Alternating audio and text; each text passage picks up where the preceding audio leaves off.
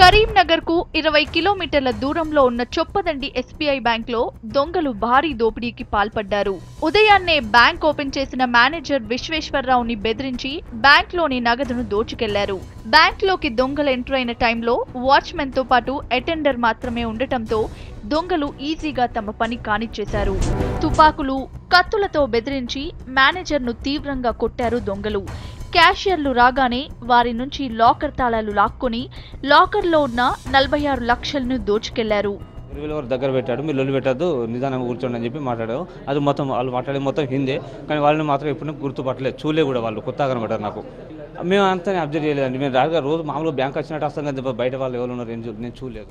ఉదయం 10 గంటల సమయంలో 4 దొంగలు బ్యాంక్ లోకి వచ్చినట్లు మేనేజర్ విశ్వేశ్వరరావు పోలీసులకు వెల్లడించారు. దొంగలు తమతో హిందీలో మాట్లాడారని, రెస్ట్ రూమ్ లో తన్ను బంధించారన్నారు. 9:15 బ్రాంచ్కి వచ్చాను. 10ంటికి డెకాయిడ్స్ వచ్చారు. వచ్చేసి నన్ను కొట్టి 2-3 సార్లు కొట్టి లోపల స్టేషనరీ రూమ్లో బంధించారు. క్యాష్ ఆఫీసర్ కూడా వచ్చిన తర్వాత ఆయన దగ్గర కీస్ కూడా తీసుకుని మమ్మల్ని తీయమని చెప్పేసి క్యాష్ అది తీసుకుని వెళ్ళిపోయారు. వాళ్ళు హిందీ మాట్లాడారు. ఇక మేనేజర్ ఫిర్యాదుతో రంగంలోకి దిగిన పోలీసులు విచారణ ప్రారంభించారు. క్లూస్ టీంతో బ్యాంకులో తనిఖీలు చేశారు. దొంగలు పక్కా ప్లాన్తోనే రెక్కి నిర్వహించి దోపిడీ చేశారని జిల్లా ఎస్పీ శివకుమార్ తెలిపారు. మేనేజర్ నిర్లక్ష్యంతోనే దొంగలు ఈ చోరీకి పాల్పడ్డారన్నారు.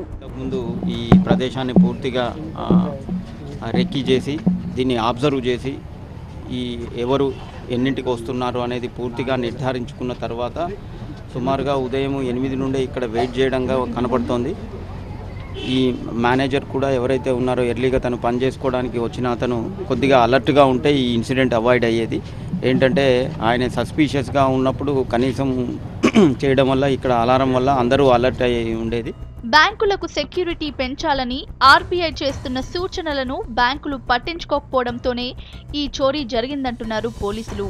గతంలో ఏటీఎంలకు మాత్రమే పరిమితమైన దొంగతనాలు బ్యాంకులకు విస్తరించడంతో బ్యాంక్ సిబ్బందితో పాటు ఖాతాదారులు అప్రమత్తంగా ఉండాలన్నారు.